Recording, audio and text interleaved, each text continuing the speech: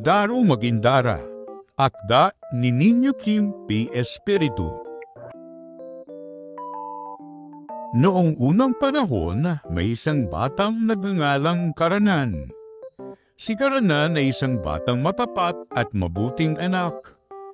Isang araw ay inutusan siya ng kanyang ina na pumunta sa kabilang isla upang ibarter ang mga gawa nilang porselas na gawa sa mga kabibe.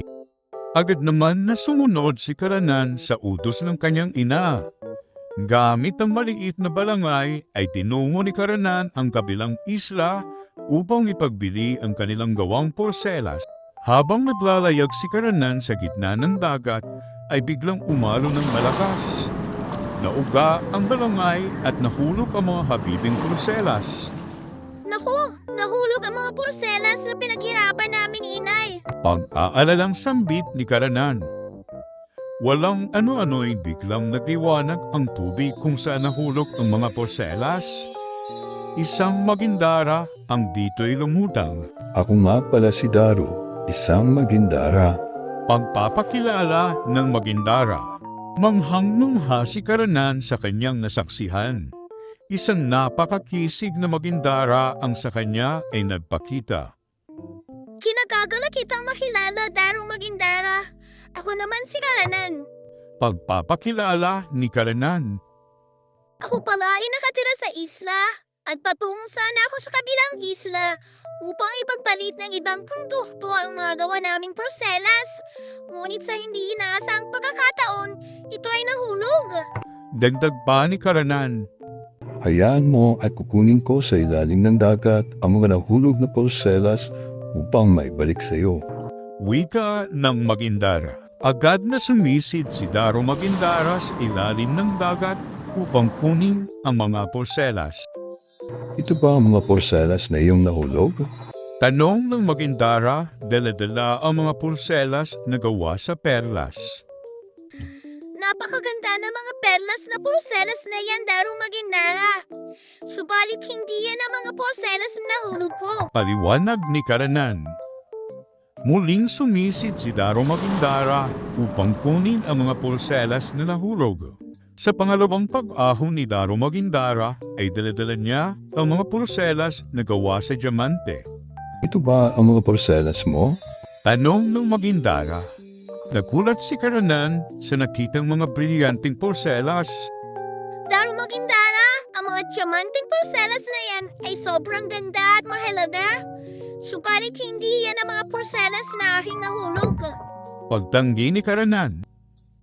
Sa pangatlong pagkakataon ay muling sumisid ang Magindara upang kunin ang mga porselas ni Karanan. Sa muling pag-ahon ni Daro Magindara ay dala na nito ang mga porselas na gawa sa mga kabibe. Ito ba ang mga nawawala mong porselas? Muling tanong ng Magindara. Oo, Darong Magindara. Yan nga ang mga porselas na nahulog ko. Masayang sambit ni Karanan. Masayang-masaya si Karanan na naibalik ang kanyang mga porselas. Maraming salamat, Darong Magindara. Dahil sa iyo, naibalik ang mga porselas ko. Wika ni Karanan. Dahil ikaw ay tapat at dalisay ang iyong hangarin, bilang isang regalo, ang mga porselas na gawa sa perlas at diamante ay aking ibibigay sa iyo. Wika ng Magindara. Naku, nakakahiyaman subalit aking tatanggapin ang iyong regalo. Matutuwa nito ang aking inay. Maraming salamat, Darong Magindara. Pagpapasalamat ni Karanan. Sa kabilang isla ay nakasalubong ni Karanan ang kanyang kaibigan na si Balogo. Napakaganda naman ng mga porselas na yan. Kanino mo ba yan nabarter? Tanong ni Balogo. Ang mga porselas na gawa sa mga kabibe ay gawa namin ng aking inay. Ang mga porselas naman na gawa sa perlas at diamante ay regalo ng isang magindara na nakilala ko sa gitna ng dagat nang hindi sinasadyang mahulog ko ang aking mga perlas. Pagkukwento ni Karanan. Dagling tumungo si Balogo sa gitna ng dagat upang puntahan ang Magindara. Sadyang hinulog niya ang kanyang paboritong kwintas sa dagat. Oops! Wika ni Balogo.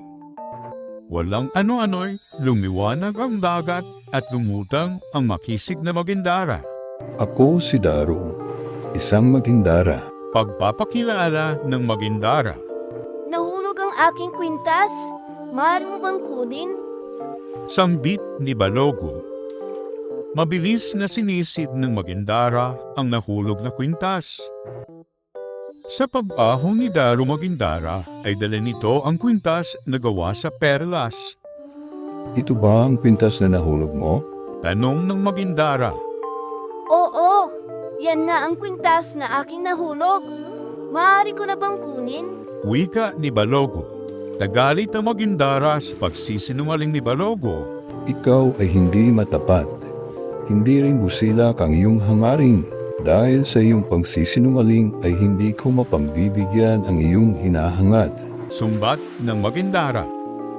Sumisid si Daro Magindara papalayo kay Balogo. Naiwang mag-isa sa gitna ng dagat ang bata. Hindi rin naibalik sa kanya ang ihinulog niyang kwintas. Gintong aral. Bibiyayaan ng higit sa sapat ang taong matapat. At diyan na nagtatapos ang ating kwento.